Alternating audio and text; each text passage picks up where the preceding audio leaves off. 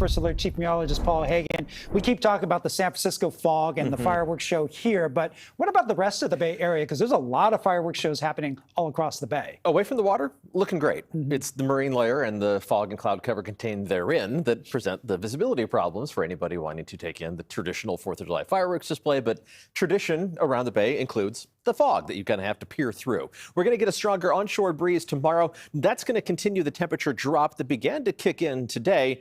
And that stronger onshore breeze is also going to improve our air quality. More on that in just a moment. Steadily cooler temperatures as we head through the rest of the work week. A parade of little ripples in the upper levels of the atmosphere, reducing the weight of the atmosphere on top of us. That's why the marine layer is going to be so deep, and it's why our cooler weather is going to be sticking around, not just through the end of the work week, but all the way through the weekend. And then we do return to near normal temperatures as we head into early next week. Air quality was okay around the Bay Area today. At worst, we had some yellow dots on the map around the southern end of the Bay and in the Santa Clara Valley. There may be some lingering effects of fireworks smoke on Wednesday, specifically in the valleys of the East Bay and the same spots that had the moderate air quality today. But everyone should be in the green. Good air quality Thursday, Friday, and into Saturday. If you're kind of anxious for a return to more typical summertime temperatures, you're not going to have to wait too long. The 6 to 10 day outlook shows the trend towards above normal temperatures getting closer to the Bay Area as we head through the middle of the month. Past the middle of the month, it does look like there's at least a weak signal towards above normal temperatures returning to much of California.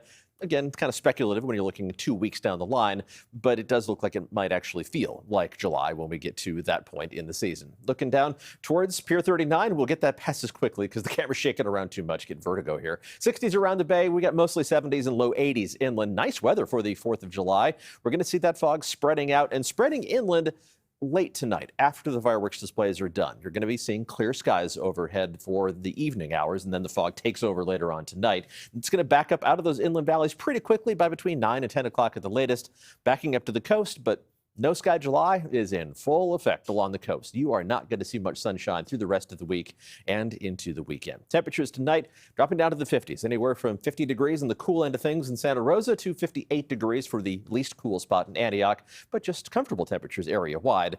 But our highs tomorrow are going to be several degrees below normal. Only low 60s for highs in San Francisco. Santa Rosa only reaching up into the mid-70s. The fog takes a little bit longer to dissipate in the valleys of the North Bay. That slows down the warm-up. So your temperatures will be closer to 10 degrees below normal. Also closer to 10 degrees below normal in Concord. But that still puts you up close to 80 degrees tomorrow afternoon. So on the comfortable side of cooler than average. Also close to 80 degrees in San Jose. The fog should back up out of the Santa Clara Valley pretty quickly.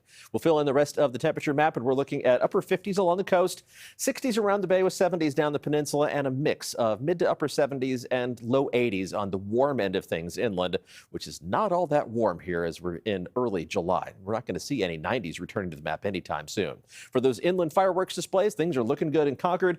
The 9 o'clock display at Mount Diablo High School, temperature should be in the lower half of the 60s with mostly clear skies overhead. In San Jose, it's also just after 9 o'clock in Almond and Lake Park. Temperatures at that point should be right around 65 degrees, steadily dropping through the rest of the evening.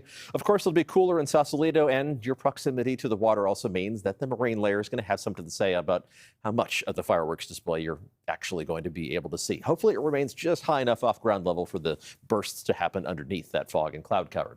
Temperatures go down over the next few days and steadily up as we head into early next week. By Monday and Tuesday, we're going to be clawing our way back to, well, what's normal for the middle of July. At that point, temperatures will mostly be back into the 80s inland. We'll be farther into the 60s and low 70s around the Bay. Some of the warmest spots approaching 90 degrees inland of the East Bay by next Tuesday. Not much change along the coast, but you can look forward to at least a little more sunshine by Monday and Tuesday of next week. You just got to wait 6 or 7 days for that to arrive.